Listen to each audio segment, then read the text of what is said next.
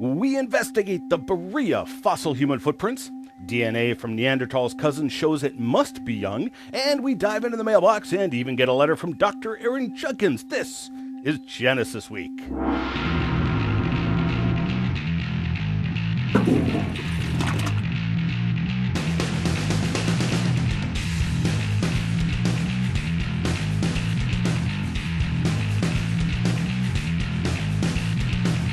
And welcome to this episode of Genesis Week, the weekly program of creationary commentary on news, views, and events pertaining to the Origins controversy, proudly brought to you by Core Ottawa, Citizens for Origins Research and Education, and exclusive right here on YouTube.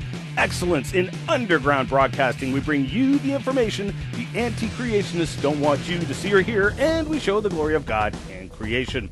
Once again, in the top 10 most discussed videos of the week in science and technology on YouTube. Typing in wazulu.com or genesisweek.com will help you find us, or click the ever so convenient subscribe link up top. You can also peruse other episodes by following the links in the upper corners of each episode. I'm your host, Ian Juby. It's Darwin's birthday this Saturday, so happy birthday, Darwin. I'm sorry, you probably won't like the present I'm giving you. So back in the 1930s, an unusual report of fossil human footprints surfaced. These fossil human footprints were in Carboniferous rock near Berea, Kentucky, and were examined by Dr. Burroughs, who founded the geology department at Berea College. Creationists had talked about these tracks for many years, and I had managed to obtain a copy of the reference, a Scientific American paper from January of 1940. I took one look at the pictures and said, nope. Those are carvings, not fossil tracks. Now, it turns out I wasn't the only one who did this. Talk Origins and Glenn Kubin both show these photos on their website. Back Archaeology refers to the Siam article, and Institute for Biblical and Scientific Studies also refers to the Siam article in mocking disdain towards the creationary claim of fossil human footprints in Carboniferous rocks. In fact, the Scientific American article is the source of the quote that so many a creationist has cited. If man, or even his ape ancestor, or even that ape ancestor's early mammalian ancestor, existed as far back as the Carboniferous period in any shape, then the whole science of geology is so wrong that all the geologists will resign their jobs and take up truck driving. Hence, for the present at least, science rejects the attractive explanation that man made these mysterious prints in the mud of the Carboniferous period with his feet. David Willis of Indianapolis had contacted myself as he wanted to go investigate the Berea tracks, as well as an alleged fossil human footprint that had recently come to light in Tennessee. I was in Ohio at the time, so we ventured down together. We spent the day in the archives of Berea College and found a copy of the Siam article in Professor Burroughs' archives, and thus got our first shock of the day. The photographs presented in the Siam article were not the Berean fossil footprints. In fact, if you read Ingalls' article carefully, you can read between the lines and note that he never did say the tracks pictured were the Berean tracks. The Berean tracks were the focus of discussion in the article. Ingalls' article can only be described as scandalous, but the scandal didn't stop there. A second article published by the Christian Science Monitor showed two photographs, neither of which were photographs of the Berean fossil human footprints. The upper photograph was a pencil rubbing of a pair of the Berean footprints, which the Monitor claimed was oily stains left over from the molding of the tracks, and the lower photograph was fossil amphibian tracks from some unknown location. Burroughs himself noted in his personal correspondence that the Monitor even went to the trouble of displaying only 10 tracks in the amphibian ichthofossil slab, which just happened to match the number of prints found at the Berean site. Now, it's being gracious to chalk all of this up to bad journalism. A more accurate description would probably be fraudulent, deliberately misleading reporting. So just what was the evidence then? Why is it that although both Scientific American and the Christian Science Monitor had access to photographs of the actual fossil footprints at Berea, they instead showed photographs of what were obviously Indian carvings and amphibian fossil footprints? Why did both Siam and the Monitor both then interview experts and get their opinions on the photographs of Indian carvings and fossil footprints that were not the Berean fossil footprints.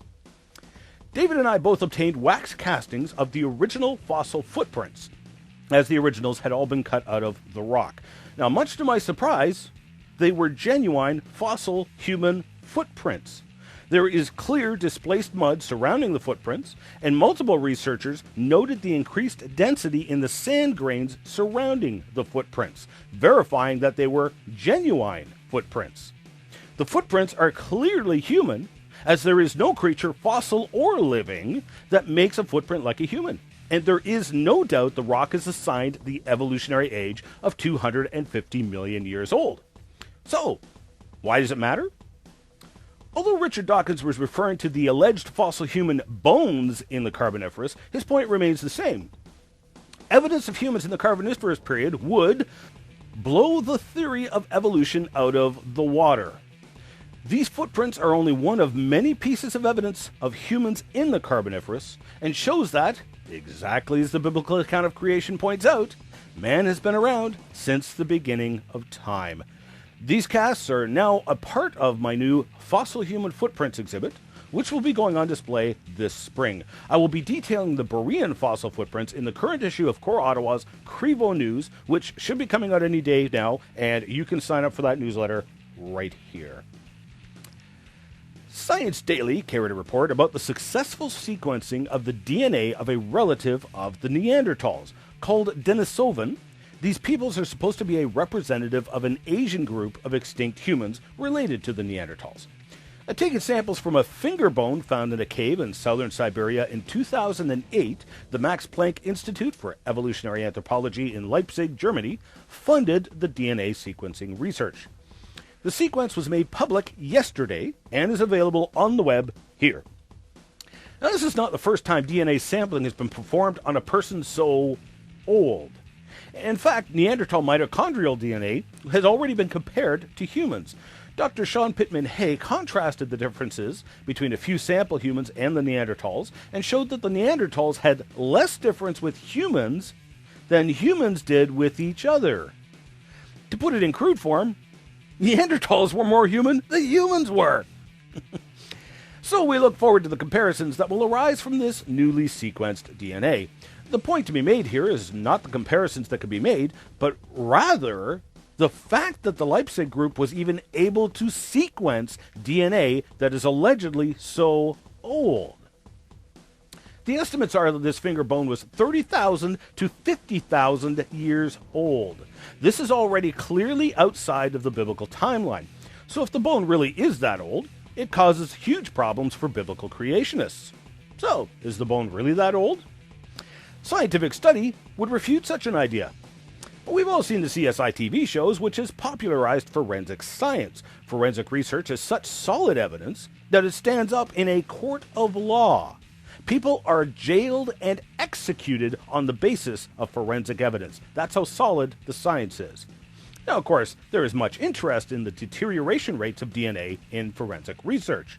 And such research has shown over and over again that DNA just simply cannot last for tens of thousands of years. Denisova Cave is in a temperate climate, about the same elevation and latitude as Drumheller, Alberta, Canada. Dr. Daniel Criswell discussed the technical details of the rapid deterioration of DNA in the spring 2009 issue of Creation Research Society Quarterly in the article Neanderthal DNA and Modern Humans. The worst thing for deteriorating DNA is moisture and warmth, two things that caves are well known for. As Criswell pointed out, kinetic calculations predict that amplifiable fragments less than 400 base pairs will survive no longer than 10,000 years at temperate conditions. In other words, forget about an entire DNA strand being preserved. The most you can hope for is small fragments of DNA sticking together for maybe 10,000 years. Dr. Theodore Syke, writing in the May-June 2010 issue of Creation Matters, also discussed why DNA breaks down so quickly. In the words of Dr. Syke, "My chemistry and biochemical intuition revolts at the suggestion that DNA can be found in recognizable form after 10,000 years. Not only is the Denisovan DNA recognizable, apparently the scientists were able to sequence the entire thing.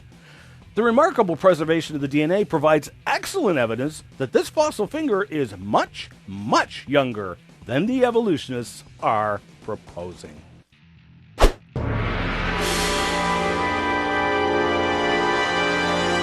Woohoo! Mail for me?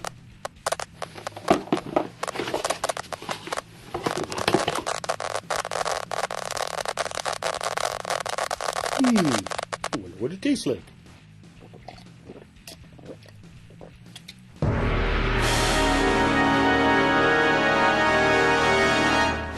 Dr. Aaron Judkins wrote in regarding last week's show. Regarding the Paluxy footprints, I stand by Ian's assertion, and I mean that literally. I have researched the Paluxy for over 15 years, personally excavating alongside Ian on numerous occasions. Part of my research includes the photo of the +6 in the Taylor Trail that empirically shows its authenticity. Indeed, they are real. Remember, human fossil footprints are not isolated to the Glenrose area. It is a global phenomenon, which I documented in my book, Evolution and Human Fossil Footprints. Regarding the teaching of evolution creation in public schools, on June 19, 1987, the U.S. Supreme Court struck down the Louisiana Balanced Treatment Act, but simultaneously confirmed voluntary flexibility on the part of the public teachers to introduce alternate scientific theories about the origins of humankind, in addition to the theory of evolution.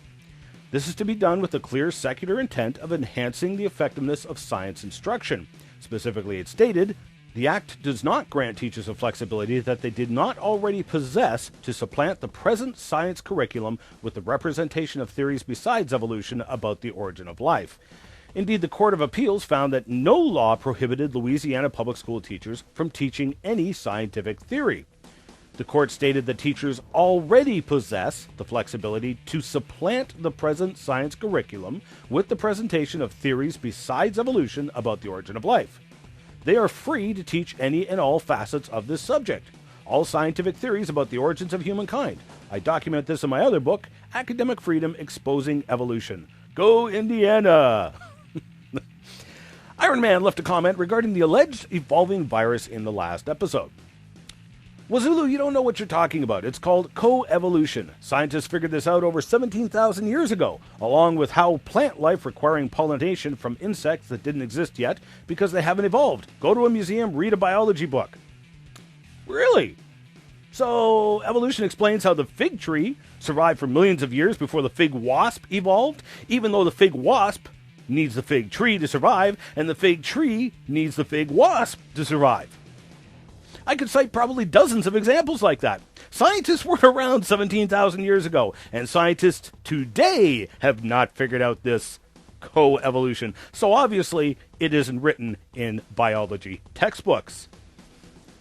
Hey, Ian, can you stop equivocating evolution, please? Yes, the literal definition of evolution is change over time, but Darwinian evolution is change due to natural selection, social pressures. They aren't the same thing, and you do a disservice to your cause by conflating the two.